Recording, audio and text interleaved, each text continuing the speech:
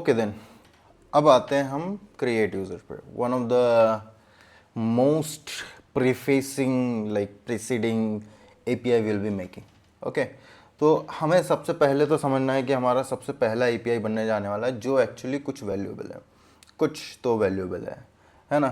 तो हम create user जो है, एक्चुअली ये क्रिएट यूज़र जो है फंक्शन रहेगा, रजिस्ट्रेशन यूज़र ये रहेगा एंड पॉइंट एपीआई जो आपका रहेगा। ठीक है, अब मेरे पास सारी चीज़ें हैं, यूज़र में आईडी है, फर्स्ट नेम है जो कि required, last name, email, password जो रिक्वायर्ड है, ईमेल वेरीफाइड एट ये मुझे रिक्वायर्ड नहीं है तो मैं इसे नलेबल ट्रू कर दूंगा, अदरवाइज डालने में दिक्कत होती है। डिफ़ॉल्ट इक्वल टू फॉल्स, क्योंकि ये इज एक्टिव तब होगा जब वो वेरीफाई कर लेगा। ठीक है, और not verified at, email verified at, समझ गए। तो ईमेल वेरीफाई जैसे ही होता है उसके बाद हमारा इज एक्टिव कन्फर्म हो जाएगा। अवतार आईडी ये भी हमारा कोई काम का नहीं है अभी, मतलब अवतार आईडी मैं कैसे बोलूँ, नलेबल ट्रू। ठीक है, हम बाद में यूज़ कर सकते हैं इसको। Created at, updated at, perfect, tokens, perfect. So अब हम स्टार्ट करते हैं। हमारा सबसे पहला काम होता है कि हमें किस मॉड्यूल में ये रखना चाहिए। तो यूज़र की चीज़ें तो मैं हमेशा यूज़र मॉड्यूल में ही सजेस्ट करता हूँ। ठीक है, अब मैं कैसे कर सकता हूँ, हमें क्या ऑथ सर्विस की ज़रूरत है, यूज़र सर्विस में नहीं, तो हम इसको हटा सकते हैं और यहाँ से भी हटा सकते हैं। इंपोर्ट गार्ड हमें बिल्कुल ज़रूरत नहीं है, हम क्लीन कर लेते हैं। अब ये नीचे भी क्लीन कर लेते हैं। अब हमें चाहिए create user, create user, user service है तो क्रिएट का मतलब क्रिएट यूज़र ही होगा, ऑब्वियस सी बात है ना।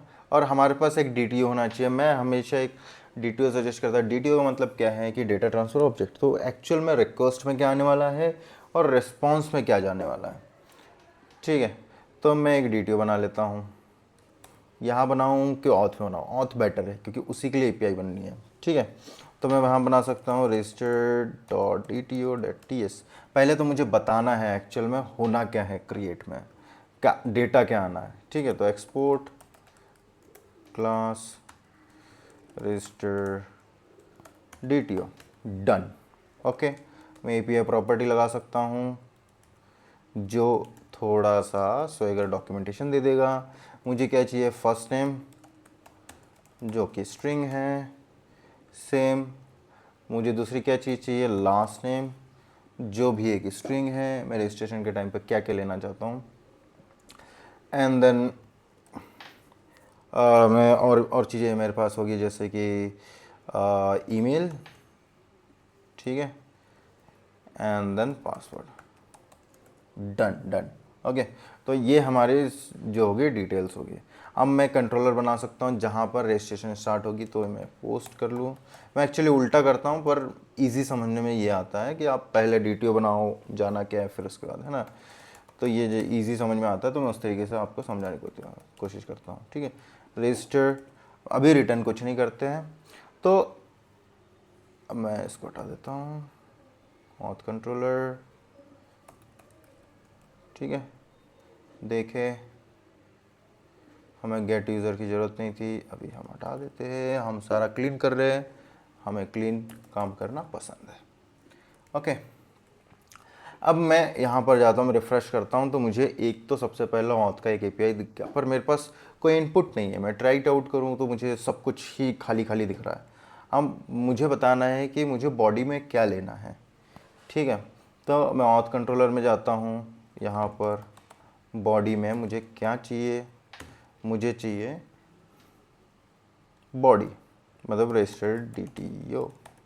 ओके, एनी मैं इस तरीके से कर सकता हूँ। रिफ़्रेश करूँगा, यहाँ पर मेरे पास और मैं कुछ और कर सकता हूँ, ईमेल स्ट्रिंग। ठीक है, फिर भी कुछ नहीं आता है। एक्चुअली ये तभी आता है जब आप रजिस्टर डीटीओ एज इस तरीके से रखो, क्योंकि ये स्वेगर डॉक्यूमेंटेशन आपको जनरेट करनी है। ठीक है, तो ये स्वेगर डॉक्यूमेंटेशन आपके पास कहाँ से आई है, ये यहीं से आई है, एपीआई प्रॉपर्टी की वजह से। तो मैंने आपको दिखा दिया, आप जितनी भी कोशिशें कर लो आपके पास डॉक्यूमेंटेशन नहीं आएगी स्वेगर में जब तक आप एपीआई प्रॉपर्टी नहीं लगा रहे हो, जो कि हमारा पिछले चैप्टर्स या लेसन्स में हमने देखा कि स्वेगर से आता है।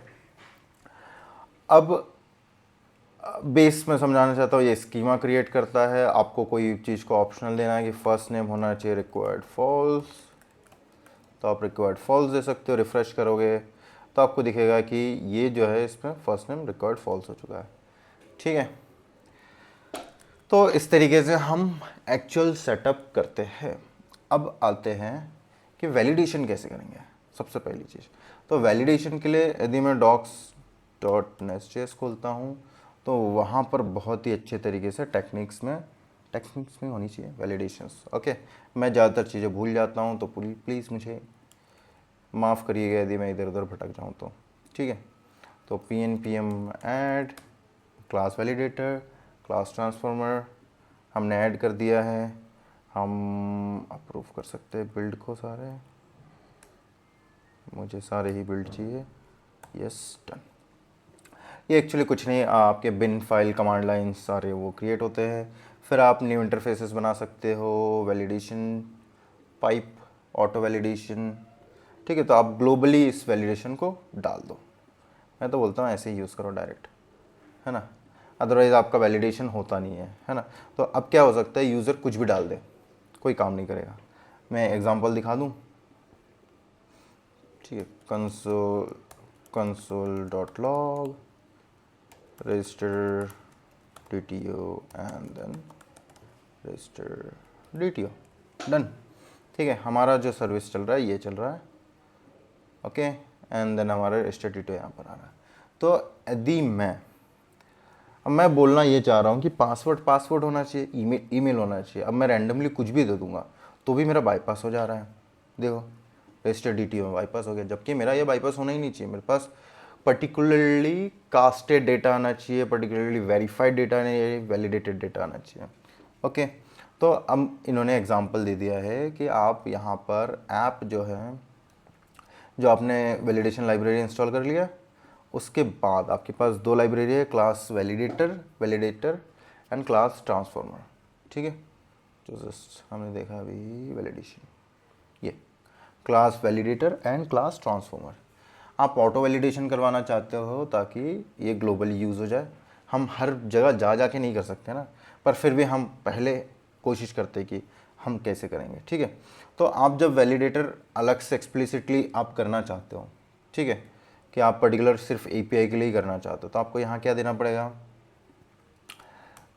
Use interceptor. Okay, new validation pipe, done. यही होता है शायद।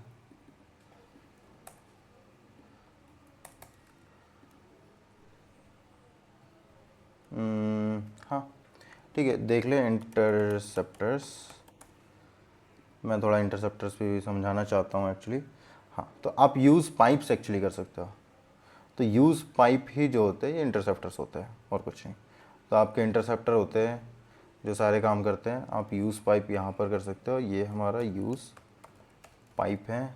ठीक है, new validation pipe, done, perfect.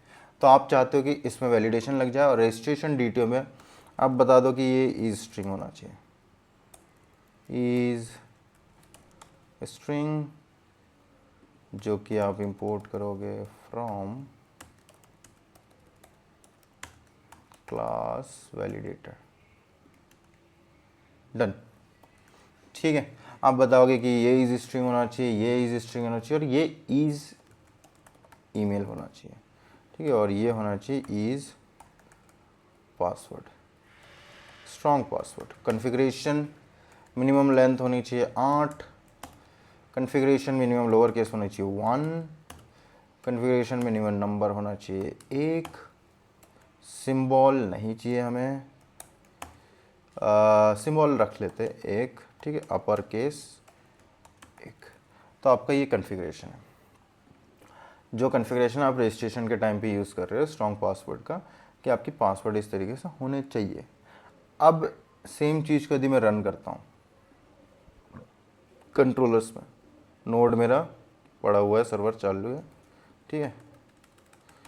तो यहाँ पर यदि मैं चेक करूँ तो मुझे एरर आने चाहिए। Message email must be an email, password must be strong password. अब ये कितना स्ट्रॉन्ग है क्या है उससे मुझे फ़र्क नहीं पड़ता है, मैं अलग से मैसेज डाल सकता हूँ। पर ये वैलिडेशन जब हम पाइप लगाते तभी काम करता है, अदरवाइज़ आप फिर से बाईपास कर लोगे।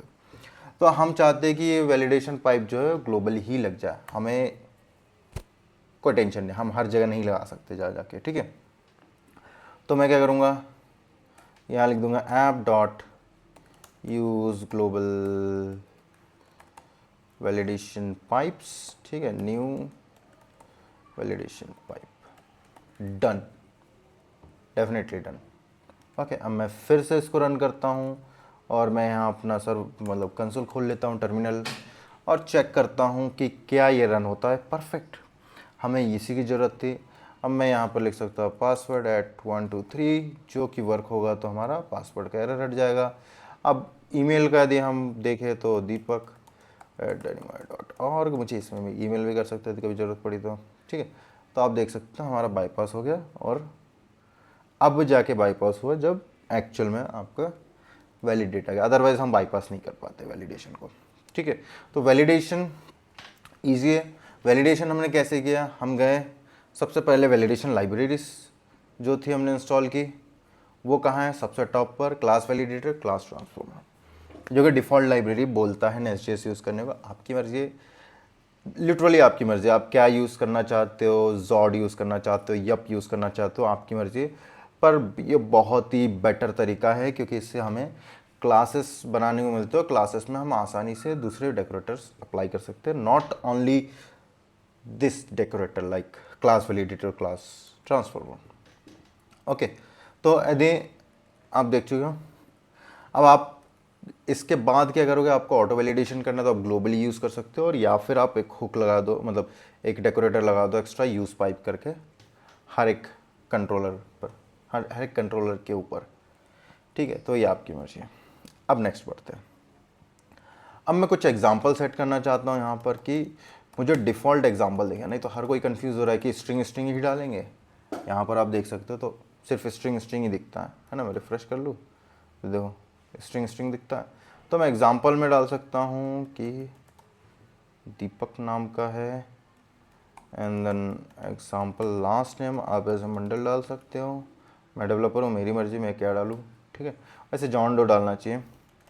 एग्जाम्पल deepak@dynamite.org, देन इसमें एक एग्जांपल डाल देता हूँ,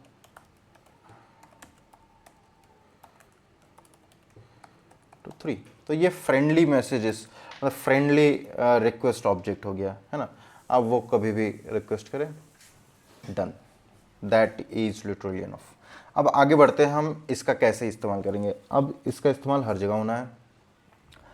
यूज़र सर्विस में जहाँ क्रिएट होता है वहाँ पर भी इसको मिलेगा रजिस्टर्ड डीटीओ, जो होगा रजिस्टर्ड डीटीओ ऑब्जेक्ट, ठीक है। आपको मिलेगा कॉन्स्ट, मैं चाहता क्या हूँ, है ना, मैं चाहता क्या हूँ कि मेरे पास पासवर्ड जो है हैश्ड हो, बी क्रिप्टेड हो, ठीक है। तो मुझे बी क्रिप्ट लाइब्रेरी इंस्टॉल करनी पड़ेगी, दैट इज़ कन्फर्म, लाइक मुझे करनी ही पड़ेगी, अदरवाइज़ मैं स्टोर करके रखूँगा, मेरा डेटा कभी गायब हो जाता है और सबको पासवर्ड मिल जाएगा, हर कोई किसी के पासवर्ड से लॉगिन कर पाएगा। तो मैं कभी नहीं चाहता हूँ कि इतना बड़ा सिक्योरिटी फ्लॉ हो मेरे पास। तो मैं क्या करूँगा, हैश्ड पासवर्ड एक ये मुझे चेक करना है, तो await this dot generate hatched password, ये इसके पास ही फंक्शन रहेगा, ठीक है, एसिंक फंक्शन, डन। इसको मिलेगा पासवर्ड एज ए स्ट्रिंग और रिटर्न कर देगा हैश्ड पासवर्ड जो भी है, ठीक है। ये भी सेम एसिंक फंक्शन है क्योंकि हम अवेट तो कर ही रहे, ऑब्वियस सी बात है, ठीक है। ये सबसे मतलब एक वन ऑफ द स्टेप हो जाएगा। उससे पहले चेक इफ़ ईमेल एग्जिस्ट, ठीक है। तो एग्जिस्टिंग ईमेल वो चेक करना है मुझे, जो कि डेटाबेस से होगा जिसमें यूज़र रेपोजिटरी आएगी। अभी तक हमने फाइंड वन बाय, ठीक है, हमने उसको यूज़ नहीं किया। तो हम चेक करेंगे इफ़ एग्जिस्टिंग ईमेल पहले से ही है तो हम थ्रो कर देंगे अनप्रोसेसेबल एंटिटी, न्यू अनप्रोसेसेबल एक्सेप्शन जो होगा ईमेल पर कि ईमेल, अरे भैया ईमेल ऑलरेडी एग्जिस्ट। ठीक है, ये कुछ चीज़ें हैं। अब मैं बताऊंगा ये होना कैसे है, ये कहाँ से आएगा, ये कहाँ से आएगा। हैश पासवर्ड मैं स्टेप लिखना चाहता हूँ ताकि आपको आइडिया मिले, है ना। जैसे हैश पासवर्ड हो गया, उसके बाद वाला होगा सेव यूज़र, जो कि होगा कुछ इजी तरीके से हैं, जैसे कि await this dot user repository जो आना है अभी, ठीक है, डॉट सेव, और इसको दे दिया हमने रजिस्टर DTO। ओके, क्योंकि हैश पासवर्ड जो है वो रिप्लेस कर देगा रजिस्टर DTO डॉट पासवर्ड को। डन, तो ये ऑटोमेटिकली रिप्लेस करेगा, तो हैश पासवर्ड हम सेव करवा सकते हैं।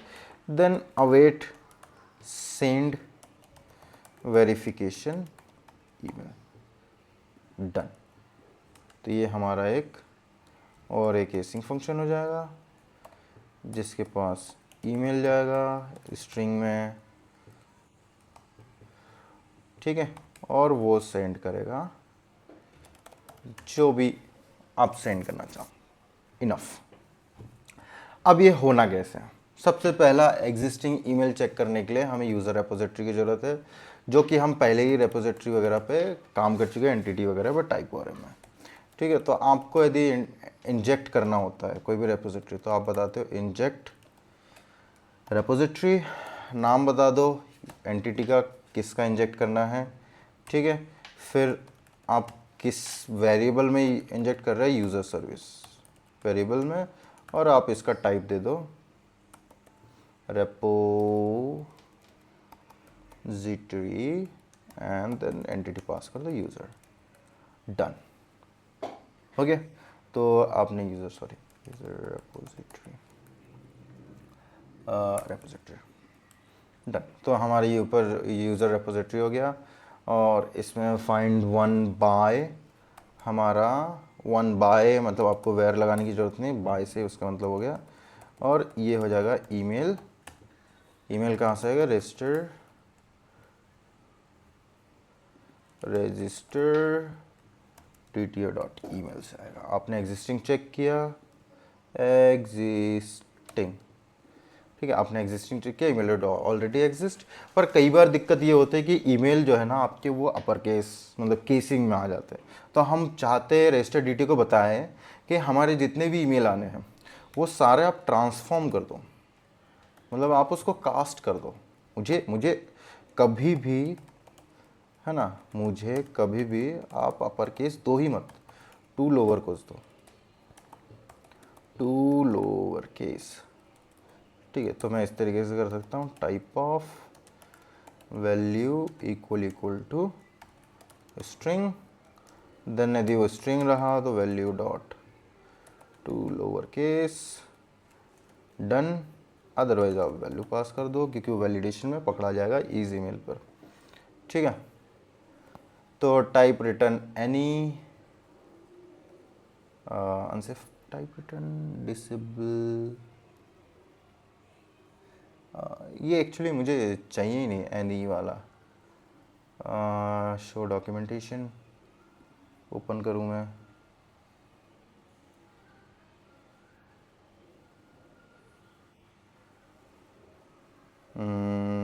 Copy ESLint config MJS, rules है इसमें कहीं, हाँ, क्योंकि बार बार आ रहा है तो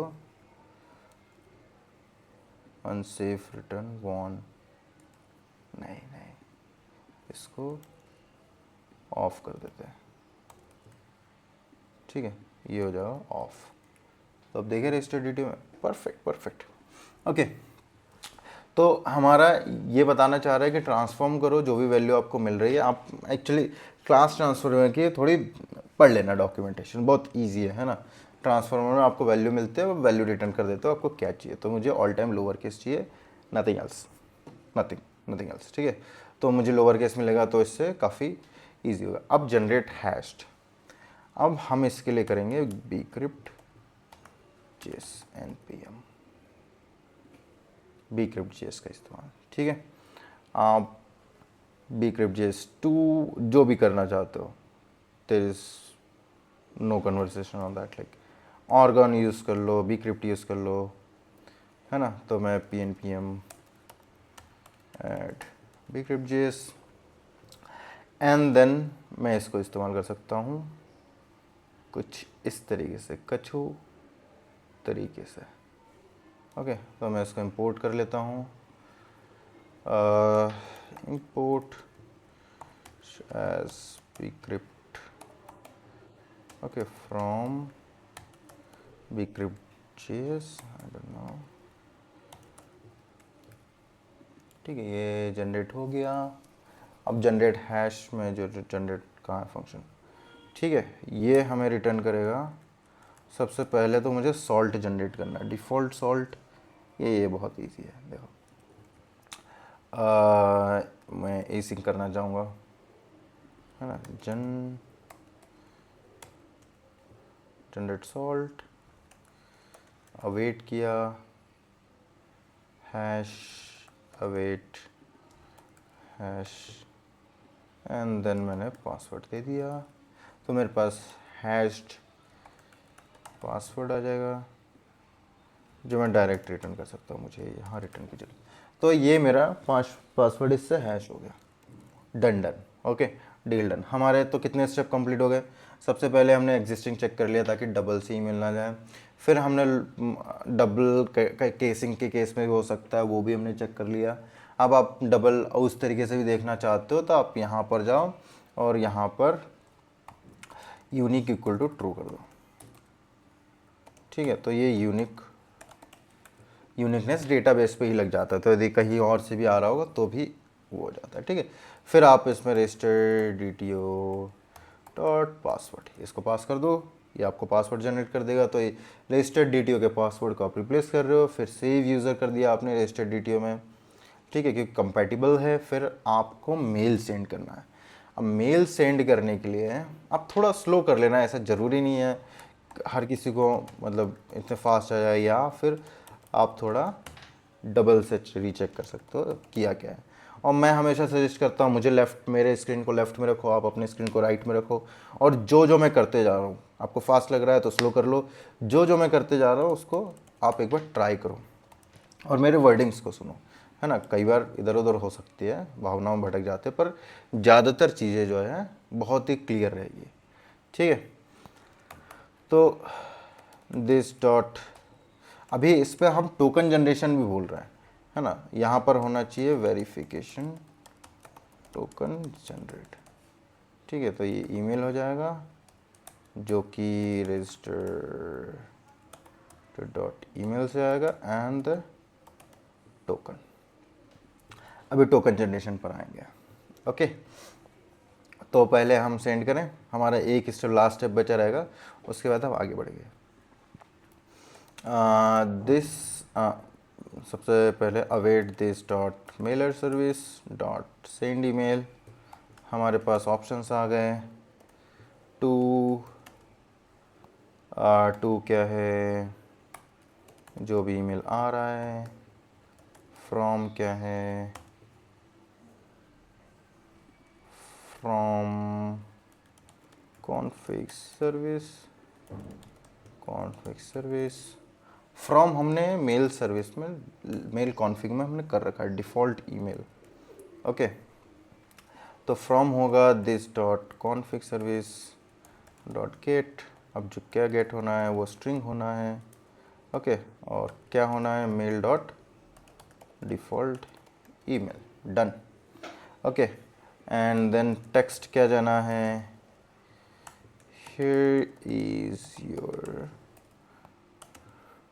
वेरिफिकेशन टोकन। हम एक्चुअली वो एज ए लिंक भेजेंगे, पर अभी के लिए मतलब मैं सिर्फ बैक एंड कर रहा हूँ, तो मुझे इतना, है ना, इतना मतलब वो नहीं है। आप इसको रिप्लेस कर सकते हो, आप क्या करना चाहते हो, टेम्पलेटिंग करना चाहते हो, क्या नहीं करना चाहते हो, ये फुली आपकी मर्ज़ी है ना। मैं बिल्कुल इसमें कोई सजेशन नहीं देता हूँ, अदरवाइज कुछ नहीं है। Okay, done, await error typed, token generate करना है। ठीक है, अब लास्ट हमारा स्टेप बचता है। अभी इसको मैं टोकन दे सकता हूँ,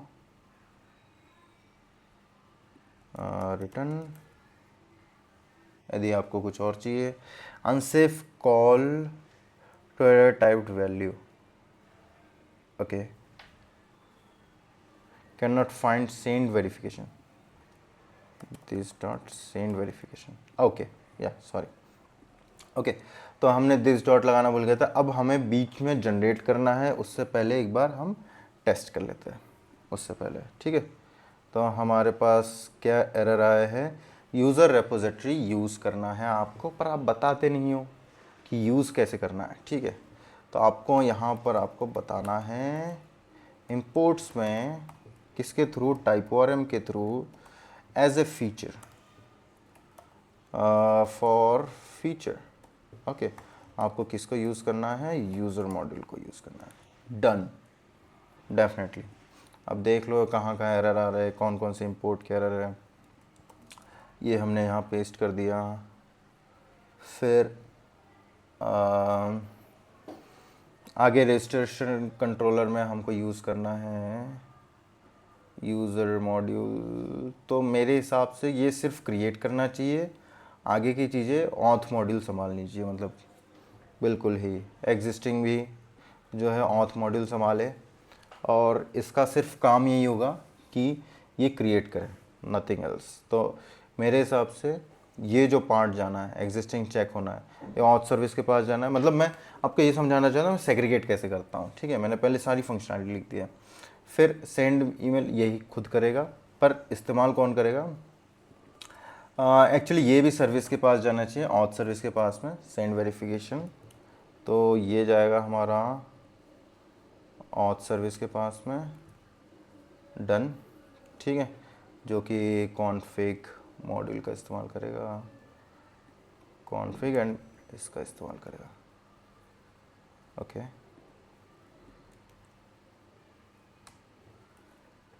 तो मैं इसको इंपोर्ट कर लेता हूँ, लॉगिन नाम का फंक्शन मैं हटा देता हूँ, मुझे कोई काम नहीं है इसका, और यहाँ भी कोई इस्तेमाल नहीं है। अब मैं थोड़ा सेग्रीगेट कर रहा हूँ ताकि आपको आइडिया पता चले कि एक्चुअल में हम कैसे काफ़ी डिकपल्ड एक स्ट्रक्चर कैसे बना सकते हैं। और इसका सिर्फ काम यही है कि ये पासवर्ड जनरेट हैश करे, और एग्जिस्टिंग भी कौन चेक करेगा, हमारा ऑथ चेक करेगा। तो ऑथ का काम है कि वो यूज़र सर्विस यूज़ करे। ठीक है, तो ये रजिस्टर हो जाएगा इसका काम, रजिस्टर DTO, जो कि रजिस्टर DTO है, रजिस्टर DTO, एंड देन इसका काम है चेक करना ईमेल ऑर्डर एग्जिस्ट और नॉट। और सर्विस का काम है कि एक्चुअली ये देगा get user by ID, get user by email, sorry not ID, है ना, गेट बाय ईमेल, क्योंकि ईमेल सर्विस है। तो ठीक है, ईमेल स्ट्रिंग, और यहाँ ये सिर्फ रिटर्न करेगा इतना सा, जो कि एसिंक, डन, जो हमारा यूज़र सर्विस कर रहा है डेफिनेटली, है ना। तो यूज़र सर्विस का काम ये है कि वो यूज़र से रिलेटेड जितनी भी सारी चीज़ें उस पर काम करे।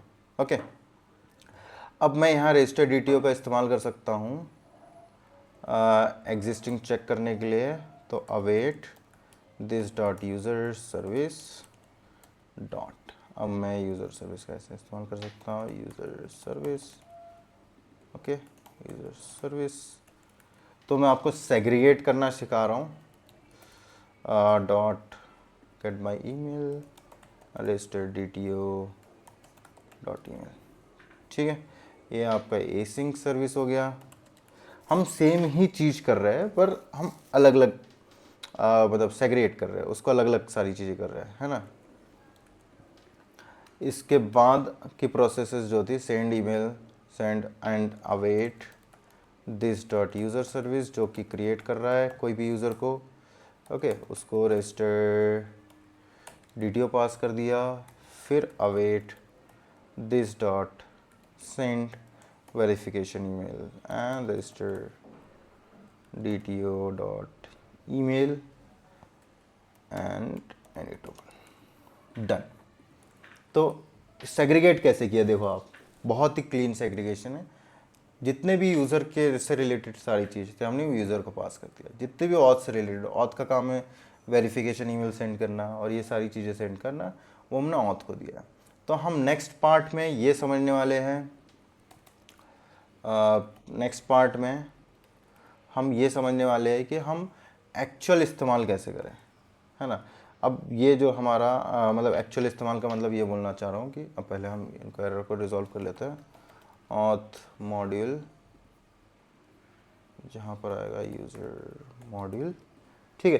तो हम जस्ट अगले फेज़ में यही करने वाले हैं कि हम टोकन कैसे बनाएंगे, ठीक है, और फिर टोकन से हम वेरीफाई कैसे करेंगे, फिर हम सारी चीज़ें के अरेंज करेंगे धीरे धीरे वन बाय वन, जहाँ पर हम समझेंगे कि फुल फ्लो कैसे होना है, ठीक है। तो हम इसके नेक्स्ट में हम टोकन क्रिएट, एक्सपायर और इन चीज़ों पे वर्क करेंगे, ठीक है। Thank you.